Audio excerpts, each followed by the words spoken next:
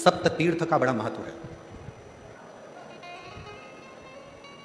जिस नारी को 30 साल हो गए हों, बच्चे नहीं हों, 35 साल हो गए हों, संतान नहीं हो, 25 साल हो गए, 20 साल हो गए, संतान का सुख ना हो, और डॉक्टर ने कह दिया कि कोई बहुत बड़ी बीमारी किसी व्यक्ति को है,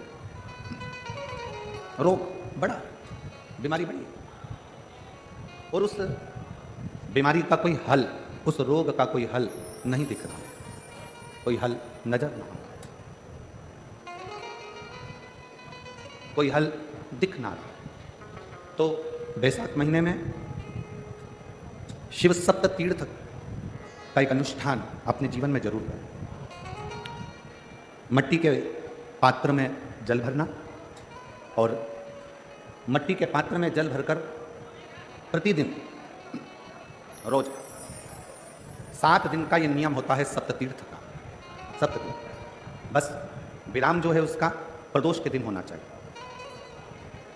और बैसाख के महीने में जब आप सप्त तीर्थ का अनुष्ठान करें, 1 घड़ा जल का रोज भरें प्रतिदिन, और 1 बेलपत्र, 1 शमी पत्र उस घड़े के नज़दीक में कोई पात्र में अवश्य रखें। पात्र को, जो जल का घड़ा है, जल का पात्र है, उसको मट्टी के ही दीप से या कोई श्वेत वस्त्र जिसको मला गया हो, धोया गया हो, साफ हो, उस वस्त्र से ढक दें। एक दिन एक शिवालय में जाएं, शमी पत्र अशोक सुंदरी वाली जगह पर समर्पित करें। अशोक सुंदरी की जगह जानते हो ना आप लोग? अशोक सुंदरी की जगह पर शमी पत्र समर्पित करें। बेलपत्र जहां आप खड़े हैं उधर से डंडी का भाग आपकी ओर हो, और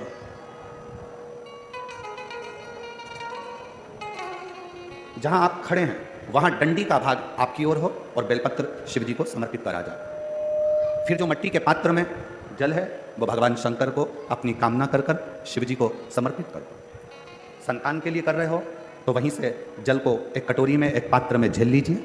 उस जल का आधा भाग नंदी के पास बैठकर आप ग्रहण कर लो, आधा भाग अपने पति को देना प्रारंभ कर दो। कोई रोग के लिए कर रहे हो, किसी बीमारी के लिए कर रहे हो, तो वो जल आप अपने घर की देहली में प्रवेश करने के पहले अपने मुख में उसको ग्रहण कर लो। एक दिन में एक शिवालय, दूसरे दिन दूसरा शिवालय, तीसरे दिन तीसरा शिवालय। अगर अपने नगर में, अपने गांव में, अपने क्षेत्र में 7 शंकर के मंदिर नहीं हो, यदि अपने गांव में, अपने नगर में, अपने क्षेत्र में 7 शंकर के शिवालय नहीं हो, तो मिट्टी का शिवलिंग बनाकर उस पे चढ़ा, पर रोज एक शिवालय अलग होना चाहिए।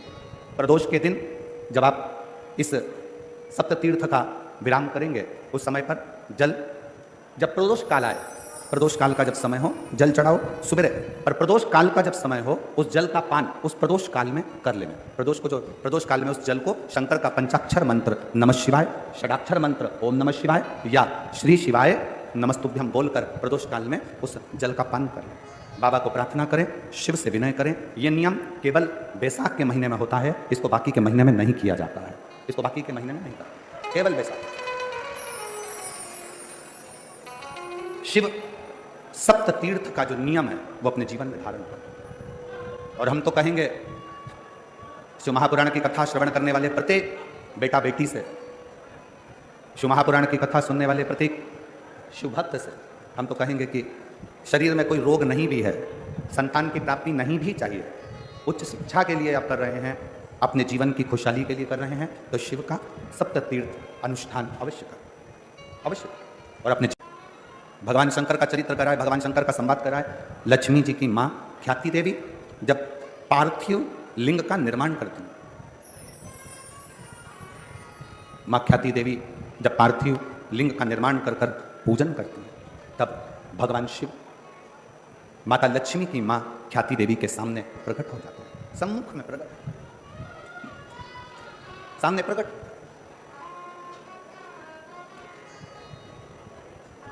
शिव को प्रकट करने के लिए या भगवान शंकर का वर प्राप्त करने के लिए या भगवान शंकर को प्राप्त करने के लिए, उनका आशीर्वाद लेने के लिए बहुत सारा आडंबर दिखावा शंकर को प्रिय नहीं है। पत्र का मात्र एक पत्ता अगर भगवान शंकर का पंचाक्षर मंत्र नमः शिवाय, षडाक्षर मंत्र ओम नमः शिवाय, श्री शिवाय नमस्तुभ्यम कहकर मात्र एक पत्ता आप अगर शंकर के शिवलिंग को चढ़ाते हो तो वो 1.25 करोड़ पत्र के बराबर अपने आप हो जाता है। अपने ये चोंगे जैसी आवाज आ रही है, गला पकड़ रहा है बहुत ज्यादा। एक बेलपत्र समर्पित करते हैं तो यह मानकर चलना तुम एक देवता पर बेलपत्र नहीं चढ़ा रहे हो, 33 कोटि देवताओं की पूजन एक ही बेलपत्र से तुम पूर्ण कर रहे हो। पूर्ण कर।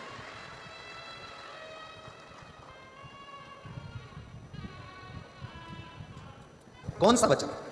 लक्ष्मी जी ने पूछा तो नारायण कहते हैं कि आप शिवालय में भगवान शंकर के चौखट पर, भगवान शंकर के शिवालय में आप सेवा के लिए प्रतिदिन जाओ।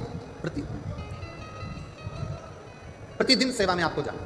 दिन लक्ष्मी जी शिव जी के मंदिर में आकर, शंकर के शिवालय में आकर सेवा में लग जाती है। प्रतिदिन प्रतिदिन। ये देखते देखते देखते देखते समय बीता। एक दिन भगवान शिव जी का ध्यान माता लक्ष्मी पर, माँ लक्ष्मी, और शिव जी का ध्यान जब माता लक्ष्मी पर गया तो लक्ष्मी जी ने विनय कर पूछा, स्वामी की आज्ञा है मैं आपकी सेवा में प्रतिदिन आऊं। स्वामी मेरे लिए सेवा क्या हो वो बता। क्या सेवा? शंकर भगवान ने कहा, लक्ष्मी तुम आती हो ना तो तुम्हारे साथ में तुम्हारी एक सखी भाग्य देवी भी तुम्हारे साथ में आती है। इनसे कुछ नहीं होना, ये वाला ऐसी है, उसके लेहर ऐसी चले, बालक चालू होता इधर आएगा तो आ जाएगा उसमें।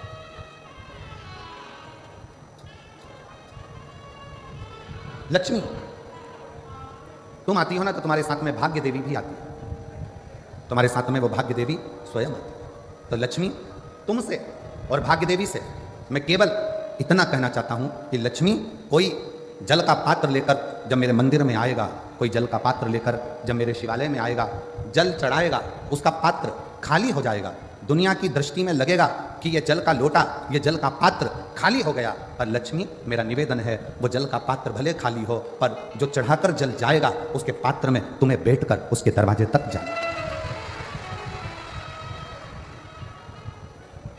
तुम्हें जाना।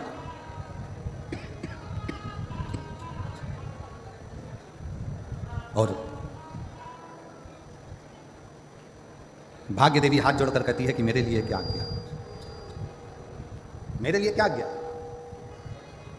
शंकर भगवान ने कहा, भाग्य देवी तुम मेरी चौखट पर रहोगी, मेरे दरवाजे की चौखट पर भाग्य देवी विराजमान रहेगी। जो मेरे शिवालय तक आएगा उसके भाग्य को बदलने की जवाबदारी तुम्हारी रहेगी, उसका भाग्य तुम्हारा। संकल्प लो, मना नहीं, पर ऐसा संकल्प मत लेना जिस संकल्प से देवता को भी दुख। 1.25 लाख बेलपत्र चढ़ाऊंगी, मैं संकल्प करती हूं 1000 लीटर दूध शिव जी पे चढ़ाऊंगी, संकल्प लेती हूं। 1.25 लाख समीपत्र शंकर को चढ़ाऊंगी, संकल्प लेती हूं। ऐसा संकल्प ना लीजिए। कभी कभी संकल्प के चक्कर में देवता भी फंस जाते हैं और संकल्प के चक्कर में फंसते हैं तो शंकर जी को आकर फिर उन देवताओं में संधि कराना पड़ती है। एक प्रसंग शिव महापुराण का है। पार्वती जी ने एक व्रत किया और वो व्रत था अपने बच्चों के स्वास्थ्य के लिए। जो संकल्प दिया था, इसलिए बहुत सोच समझकर विचार करना। शिव जी के मंदिर में जाओ, ऐसा कोई संकल्प मत करो कि मैं 1.25 लाख बेलपत्र चढ़ाऊंगी, मैं 1000 लीटर दूध चढ़ाऊंगी। शिव महापुराण में ये कुछ नहीं लिखा कि 1.25 लाख बेलपत्र दिया जाए कि 1000 लीटर दूध शिव जी को दिया जाए। शिव महापुराण की कथा तो कहती है देसी वेद लक्षणा अगर कोई गौ माता है, उस गौ माता का 1 चम्मच दूध, 1 चम्मच भी जाने दो, 2 बूंद अगर वेद लक्षणा देसी गाय का मिल जाए तो वो 2 बूंद दूध भी अगर शंकर को चढ़ाओगे तो शंकर स्वीकार कर तुम्हारी झोली भर दे। यहाँ ब्राह्मण देवता अगर भोजन करने के लिए बुलाए जाते हैं तो उनसे कह दिया जाता है, महाराज जी तुम 2-4 घर में जिम के मत आना, हमारे घर में आकर जिमना। तुम 2-4 जगह भोजन कर आ जाओगे, फिर हमारे यहाँ कुछ नहीं खाओगे तो हमें पुण्य कैसे मिलेगा। श्राद्ध का समय है, आप यहाँ भी चले गए, वहाँ भी चले गए, वहाँ भी चले गए, और हमारे घर में आप आए तो आपने कुछ मुंह झूठा करा, कुछ भी ना खाया, तो हमको तो कोई पुण्य मिला नहीं। सीता जी ने कहा, कोई ऐसा ब्राह्मण जिसने किसी जजमान के घर में अपना मुख झूठा ना करा, जिसका निमंत्रण कभी किसी ने ना करा, उसको बुलाया जाए। ऐसा ब्राह्मण कहाँ मिलेगा? तब किसी ने कहा, ऐसा ब्राह्मण तो केवल एक ही है और वो लंका का राजा रावण है। असुर है, राक्षस है, प्रवृत्ति राक्षस की है, पर हे ब्राह्मण। और उसको किसी ने भोजन करने नहीं बुलाया क्योंकि उसकी प्रवृत्ति राक्षस की है। ऐसे राक्षस को कौन अपने घर भोजन करने बुलाएगा? पाती लिखी गई, दशरथ जी के घर से रावण के यहाँ गई, मंदोदरी के हाथ में पत्र आया, मंदोदरी ने पत्र पढ़ा तो अपने पति के हाथ जोड़कर निवेदन करा कि आप ब्राह्मण कुल में जन्मे हो, परंतु आपने ब्राह्मण कर्म कभी नहीं किया। रावण कहता है मैं शंकर जी की पूजन करता हूँ, ये ब्राह्मण कर्म नहीं तो और क्या है। मैं कंधे पर जनेऊ धारण करता हूँ, ब्राह्मण कर्म नहीं तो और क्या है। मैं मस्तक पर त्रिपुंड धारण करता हूँ, ये ब्राह्मण कर्म नहीं तो और क्या है। मंदोदरी कहती है ये ब्राह्मण कर्म अलग बात है, ब्राह्मण का मूल कर्म है जजमान के यहाँ भोजन करने जाए और दक्षिणा लेकर आए। आप कहाँ भोजन करने गए? रावण कहता है मेरे जैसे दशानंद को कौन भोजन कराएगा, किसको अपने भंडारे खाली करवाना है, जो मुझे बुलाएगा। मंदोदरी ने कहा अयोध्या के राजा दशरथ जी ने भोजन करने बुलाया है, जाओगे? रावण खुश होकर बोला मुझे? हाँ। रावण ने अपने मस्तक का मुकुट नीचे रख दिया और मुकुट उतारकर रावण दशरथ जी के यहाँ चला, क्योंकि रावण को मालूम था कि जिसके दरवाजे पर जा रहा हूं उन राम के दरवाजे पर जाने के लिए अहंकार के मुकुट को जमीन पर रखना पड़ेगा। अहंकार का मुकुट जब जमीन पर जाएगा तब मुझे राम मिल पाएंगे। रावण पहुंचे, दशरथ जी ने चरण धुलाए, पात्र में डालकर विष्णु को चढ़ाए, रोग से भोजन करने बैठे। रावण से पूछा कि आप ब्राह्मण क्या भोजन करोगे, क्या बनाया जाए? रावण ने कहा जिसके कारण मैं भोजन करने आया हूं, भोजन वो बनाकर खिलाएगी तो मैं भोजन करूंगा। सीता भोजन नहीं कर रही थी और उसके कारण भोजन करने आए। सीता ने नियम लिया था जब तक कोई ब्राह्मण भोजन ना करे तब तक मैं भोजन ना करूं। सीता जी को बुलाया गया, रावण ने पूछा, सीता जी ने पूछा ब्राह्मण देवता बताओ भोजन क्या बनाया जाए। रावण कहते हैं सीता जी से भोजन तो मैं कर लूंगा पर मेरी एक शर्त है। क्या? जो भोजन करने के बाद दक्षिणा मांगूंगा वो तुम्हें देना पड़ेगा। जानकी जी ने कहा ठीक है, जो दक्षिणा मांगोगे मैं दूंगी, आप भोजन करें। ब्राह्मण भोजन करे, दक्षिणा देने की बारी आई तो दशरथ जी ने दक्षिणा देना चाहा, मना कर दिया, जानकी जी को बुलाया जाए। सीता जी सामने खड़ी थी रावण के, मांगो दक्षिणा में क्या चाहिए। रावण कहता है जानकी फिर विचार कर लीजिए, दक्षिणा में जो मांगूंगा वो देना पड़ेगा। देवता ऊपर से घबरा रहे थे कहीं ये सीता जी की सुंदरता देखकर सीता जी को ना मांग ले। भगवान नारायण स्वयं शिव जी से कहते हैं तुम्हारा भगत भोजन करने आया है, कुछ आड़ा टेढ़ा नहीं मांग ले। सीता जी ने सामने खड़े होकर, शंकर भगवान ऊपर से मुस्कुरा रहे थे कि मेरा भक्त है, भोजन करने के समय पर ऐसा कुछ नहीं मांगेगा, चिंता मत करो। रावण कहता है जानकी जी वचन तो दे दो, जो मांगूंगा दे दोगी? हाँ वचन देती हूँ, मांगिए क्या चाहिए। रावण ने कहा जानकी जी दक्षिणा में मुझे मेरी मुक्ति चाहिए, मुझे दक्षिणा में मेरी मुक्ति दे दीजिए मुझे। सीता जी की आंख से जल झलक गया। जानकी जी ने मन में विचार करा मुक्ति देने वाली मैं नहीं, मुक्ति देने वाले तो राम है, मैं मुक्ति कैसे दे सकती हूँ। सीता जी ने कहा मैं अच्छे कुल की बहू हूं, पति से बिना पूछे कुछ नहीं दे सकती, पहले पति से पूछूंगी फिर दूंगी। पूछा। सीता जी दौड़कर राम जी के पास गई, रावण दक्षिणा में मुक्ति मांग रहा है।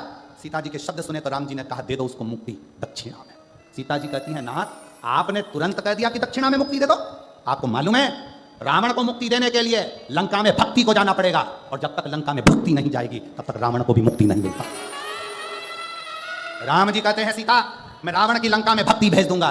सीता जी कहती हैं कैसे कह दिया आपने कि भक्ति भेज दूंगा, आपकी ये धर्म पत्नी सीता भक्ति का एक प्रतिबिंब है, जब तक सीता लंका नहीं जाएगी तब तक रावण को मुक्ति नहीं मिल पाएगी।